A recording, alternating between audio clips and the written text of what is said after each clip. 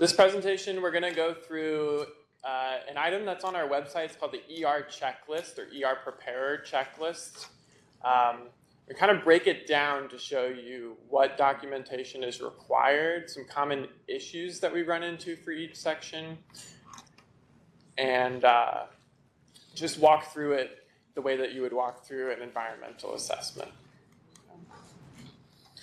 So I think when we say start the ER early, we are talking about starting a few things early. Okay, so these are the three things up here that can potentially delay your project. Okay, these are things that can or prohibit your project from occurring as you have it planned currently.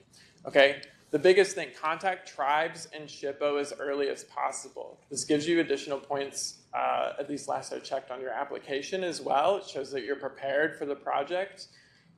So contact SHPO as early as possible. You may have to end up, if you can't mitigate an impact that SHPO or the tribes identify as part of your project, you may have to develop a memorandum of agreement with them, which a couple of people in this room can tell you takes a very long time, and it's a very tedious process. So get started early. Floodplain management. Projects in the floodway are prohibited, like I mentioned earlier, unless the project is functionally dependent or presence on its presence near the floodway. So if your map only shows the 100-year floodplain and it doesn't show exactly where that floodplain is, or that floodway portion is delineated, then you're going to have to contact SEMA or work with an engineer to do some surveying and determine where that floodway is located. That takes time. Contamination and toxic materials. We also group air quality or certain air quality items in here. If hypothetical contamination would threaten your project's intended use, you need to screen for nearby contaminant sources. Okay, this means lead, or in addition to that, you also need to screen for lead-based paint, you need to screen for asbestos, you need to screen for radon and mold as early as possible if those are applicable to your project. Okay, all of those are applicable generally to multifamily housing, for example, or another example would be like an office building or a recreation center, things like that that are going to occupy people and where potential contamination in that soil and over time evapotranspiration brings that contamination to the top. It can end up in the drinking water as well. So in those cases, you need to rule out contamination. You do this through environmental site assessment process. Okay, there's two phases to that. The first phase alone can take about 3 months from procurement to the final report that they give you. Okay, and if that report has something called an REC, or recognized environmental condition, after they have screened the historic records or historic use of your site and nearby sites, you're going to need to do a phase 2, okay? And that takes another additional 2 or 3 months or so. All right, so get started early on all of this stuff, including lead, asbestos, radon, and mold abatement. Field visit checklist. This is going to be the first part of your packet, or the first thing you do as part of your project as an administrator is visiting the site. Okay. This helps provide us information for certain statutory requirements where we don't have other data. So this could be like a phase 1 site assessment, it could be for identifying contamination that DNR has not mapped on eStart or that the EPA has not mapped on its website yet. You'll identify these sources in photos. Another example is explosive and flammable hazards. If you are doing some kind of occupied project, like an office building or a domicile, you need to worry about those explosive tanks. It's going to be a big propane tank. We only care about them if they're a certain size, but screening for that stuff as part of your field visit checklist is important because we'll ask you if there were any known sources of those near your project site. Common mistakes here is that boxes are left unmarked. We're missing photographs of your project. We lack details on the contamination and toxic materials response. When you say yes or that something is unknown, and then sometimes it's missing a signature or it has the same date as the ER was signed. So obviously that should be a date earlier on in your process because this is step 1. Special circumstances is borrow sites. I talked about this a little bit earlier because we've implemented a procedure for this in our policy, even though it's always been the case that borrow sites are included in the scope of your project. Okay? So a fill may be required. If you know where that fill is coming from, you should act on that as part of your SHPO consultation or your tribal consultation as early as possible. If you don't know where your quarry or where your fill site or where your borrow site is, then you can still send out letters to SHPO and to tribes saying that we're going to look for a quarry or a fill site that's not expanding so that we won't have to come back and consult with you again. If you know that you'll know that fill site before the end of your ER prep process, though, it's probably better to wait so that you don't need to do an amendment as soon as your project starts to add that fill site on. Okay, so this is another big part of early logistics, preventing delays. All right, so our first official section is historic properties. What do we require here? We require you to send tribal letters to the tribes. We need you to verify those via screenshots of the emails that you sent to them or the files for those emails, any attachments to those, or perhaps you sent it by paper mail, in which case we would just need pictures of the addressed envelopes. Correspondence with SHPO, this is going to be the other side of your historic property stream. You have tribes and you have SHPO. So the same thing goes for documenting SHPO correspondence. Your determination to consult with tribes form, this is where you decide whether your project mandates that you have to consult with tribes. Usually the trigger is going to be major ground disturbance. So basically ground disturbance for anything other than a utility line is going to trigger consultation. You'll have your TDAT results. TDAT is a HUD tool that we use to identify which tribes are interested in our county. Most of the tribes that we work with, I think, is Osage is really common, Seneca Cayuga is really common, and some other tribes down there in Oklahoma. A few years back, we had an issue with the tribes in Missouri specifically, and the tribes got together in this council in Washington, D.C., and they signed a memo with HUD that says we're going to send 2-week follow-up letters in addition to allowing the mandatory 30 days initial period. So that's other documentation we're looking for is those 2 rounds of letters. And then if you have to do an MOA with either tribes or with SHPO, you will have to do either a cultural resource survey or SHPO may ask you to do an architectural resource survey, in which case we would need those attached as well. This is just the overview of the process. I don't know that I had the foresight to put all of your flowcharts as they appear in these slides, but I know that this one's toward the front. All right, flood insurance. Flood insurance is pretty straightforward. If you are in the 100-year floodplain, you need to have flood insurance. We require you to give us the FEMA map or the best available flood map. Remember how I said before, we kind of rank that by like prioritizing 500-year mapped maps. If you don't have that, then we can deal with the lower quality maps. And then that proof of flood insurance, or the NFIP list for the state showing that your unit of general local government is included. Floodplain management. Same thing as before, best available flood map. If you have an exception that you qualify for, either from the entire process, from the 8-step process, or to the expedited 5-step process, we're also going to look for some kind of narrative that justifies why that is the case.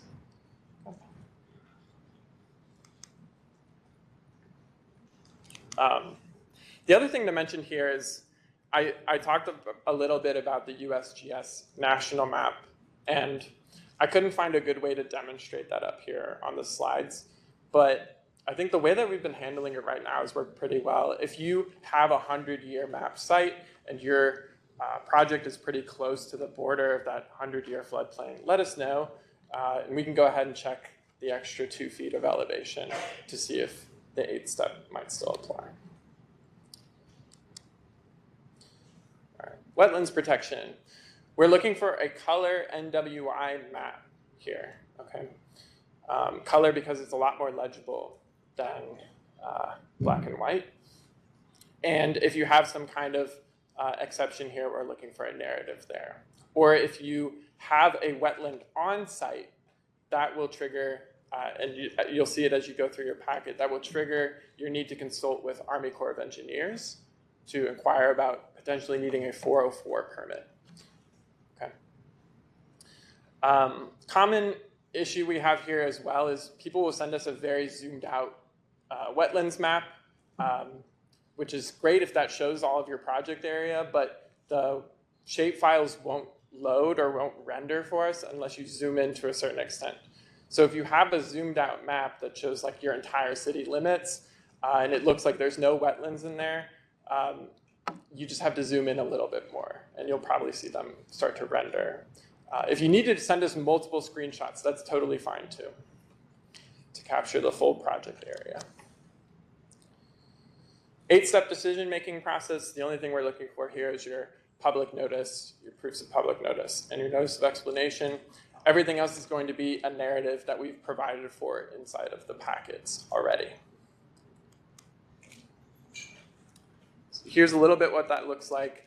This is just starting from when you're deciding whether or not to do the 8-step process. It doesn't go through all of the different types of maps. We really tried to make a flowchart for floodplain and wetlands the same way that we have flowcharts for everything else, but it just would not fit on a single page. But if any of you are interested in a more detailed flowchart than this one that just kind of starts at that 8-step consideration, let us know, and we can provide some more of that detail. Airport hazards. So we're looking for documentation or some kind of narrative supporting an exception to this rule, if that is applicable. Otherwise, we're looking for a map that shows the distance to the nearest airport to your project site. Okay. And if you can't indicate that distance on the map, we would still like you to put the exact distance in the narrative, just so that we have it somewhere in writing that says, as far as we know, this is the nearest airport, it is outside of the range required. Okay. So yeah, that's the common mistake here, is that people will just send us a map that like lists every airport in the state, or shows like that there are 3 airports near the site, but it doesn't show what distance they are, or it may not even have the scale on the map that we can look at. And so that just requires another round of revisions where we'll ask you to provide that distance to the nearest. And the important thing to remember here too is if you look at the flow chart, you have different requirements for a military airport as compared with a civilian airport. Okay, military airports have much larger no development zones than civilian airports do. Endangered species. All right, this is another pretty intensive, complicated process that we have. We'll be looking for, this is another 2-stream process. So where one stream is going to be your consultation with Missouri Department of Conservation. The other one is going to be with U.S. Fish and Wildlife Service. Okay. Fish and Wildlife you're going to use the IPAC tool to conduct your initial screening. The equivalent to that for MDC is the National Heritage Report. Then IPAC or USFWS may prompt you to use an effect determination tool, in which case we'll want to see the results of that effect determination tool. Generally, that is prompted if the FWS is concerned that your project might affect Indiana bats, because Indiana bats are endangered, or that it might affect bald eagle nests as well.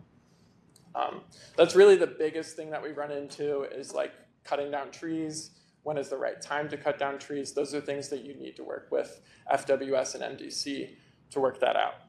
It's also worth noting that even if FWS or the federal government doesn't mind and doesn't have any comments on your project, MDC's comments are still binding. So you cannot make a no effect determination if you only get that reassurance from Fish and Wildlife.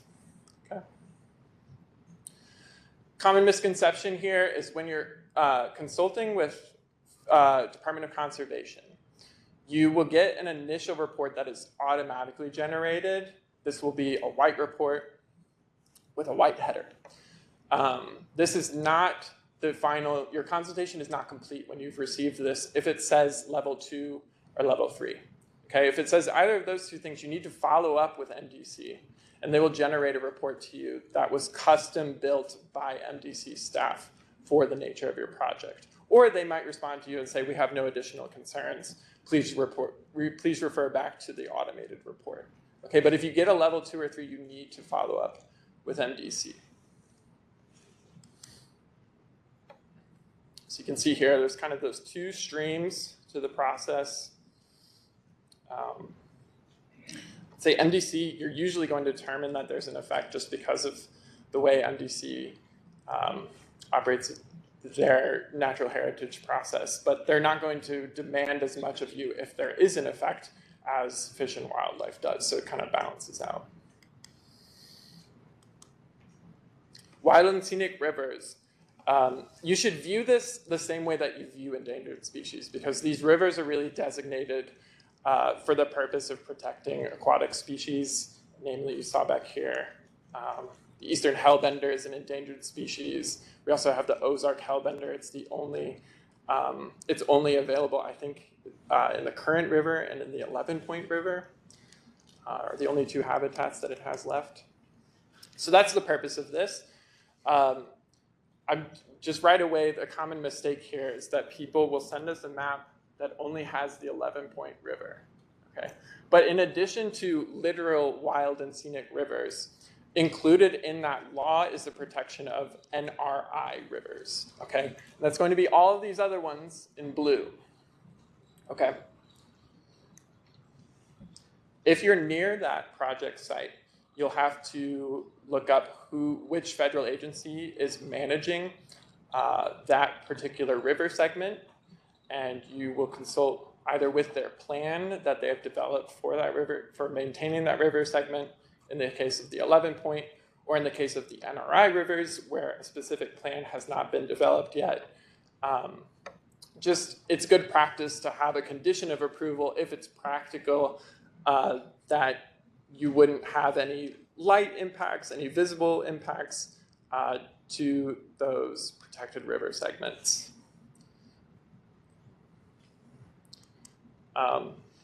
Part of this too is it's not enforced by NEPA, but DNR does require you to obtain a land disturbance permit for any site that's larger than an acre. It's just good due diligence to make sure that your contractors are on top of their DNR land disturbance permits, because that's really how you're going to protect these rivers. All right, farmland protection. Farmland protection, we're looking for some kind of census map or a satellite map showing that it's designated urban or already developed. This exempts you from the entire process. We need no further documentation if you're at this first step. Okay? If it is not urban and it is not already developed, you will use the important farmland map from USDA. That's what's shown up here. And this will show you what is prime farmland on your site and what is not prime farmland. So you can see up here that anything in red is not prime farmland. So that's good for us to build on without consultation. But if we wanted to build in these blue or green areas, we would have to send that AD 1006 form to NRCS, which is part of USDA. You're going to complete parts 1 and 2 of that, and then they will come back to you with either go, no go, or some kind of mitigation requirement that you can put in your conditions of approval. All right, noise control. Noise control, we're looking for some kind of Google map generally that shows highways nearby or the nearest railroad nearby. If you need to use separate maps for that, that's okay. And just showing like the exact distance to the nearest of those features, or just showing us that none of those features exist in your town, which is what we see in a lot of cases. If you are within that threshold distance, you're going to do a noise assessment, and you can use the DNL calculator on the HUD Exchange in order to do that. They have instructions for conducting that noise assessment. I won't go into too much detail here because there's a lot of specific requirements. But if you need any help with that, just let us know.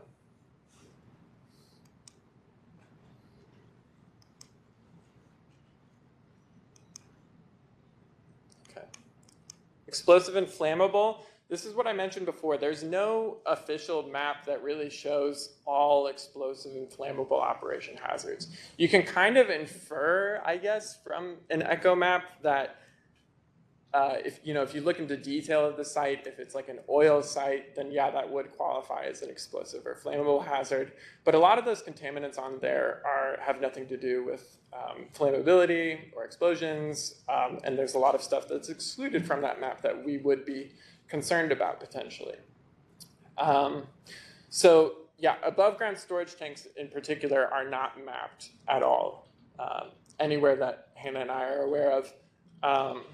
So these are just, we're relying on your visual assessment through that field visit checklist. But if we see like pictures of your site and we see that there's one or two large propane tanks, we're going to ask you to find out what the volume of that tank is in order to determine whether we need to do this acceptable separation distance tool. It's similar to the way HUD provides instruction for the noise assessment.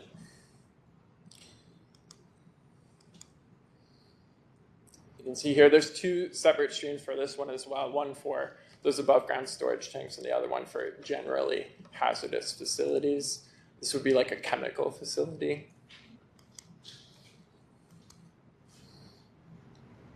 All right, air quality. Air quality, documentation that the project's area is not a non-attainment zone. I think there's only a few non-attainment zones. It would be the St. Louis area. I think there's a tiny portion on the south part of Sykeston, and then there's another small portion that's in Iron and Reynolds counties.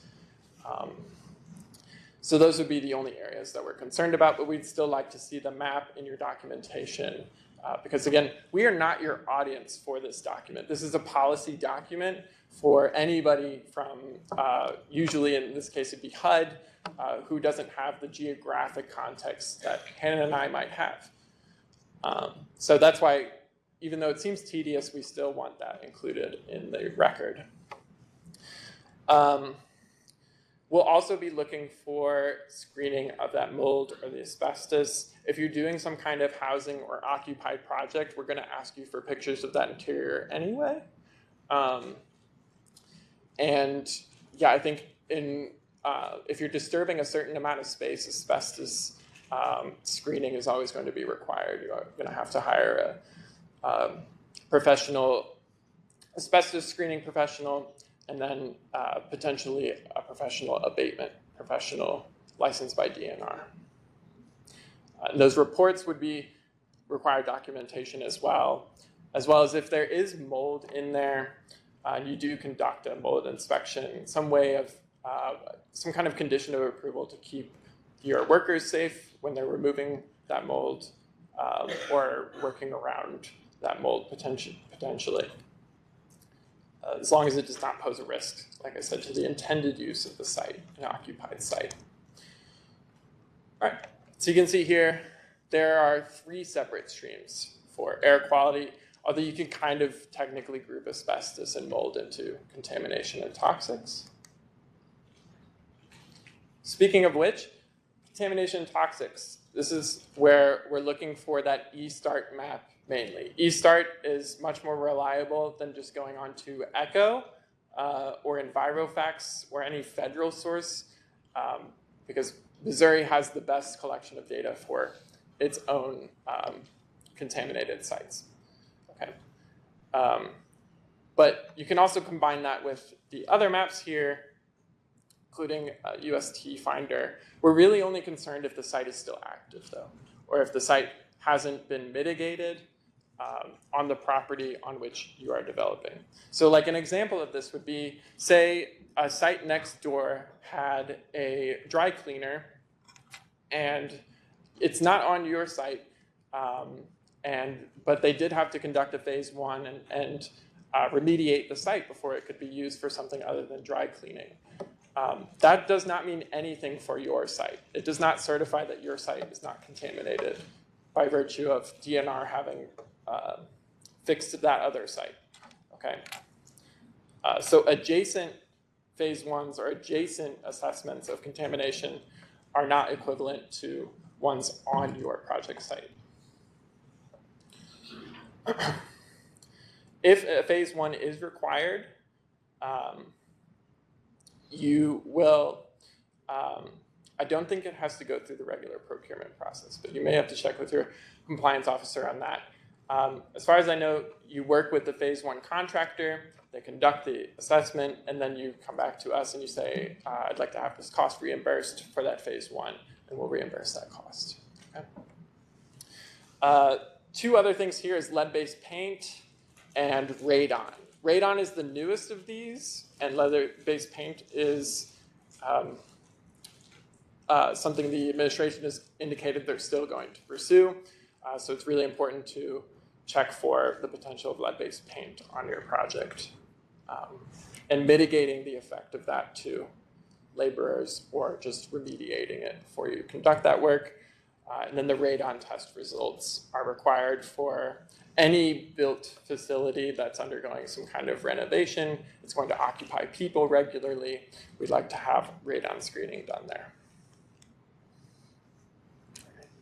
So this is obviously the bulkiest of all of our processes. What doesn't really come through, just listing off the documentation, is that fill and borrow material is part of this process. And I really should put fill and borrow material in your historic properties flowchart as well, just to emphasize that, you know, even though it's a little counterintuitive, that is part of your project site. Okay.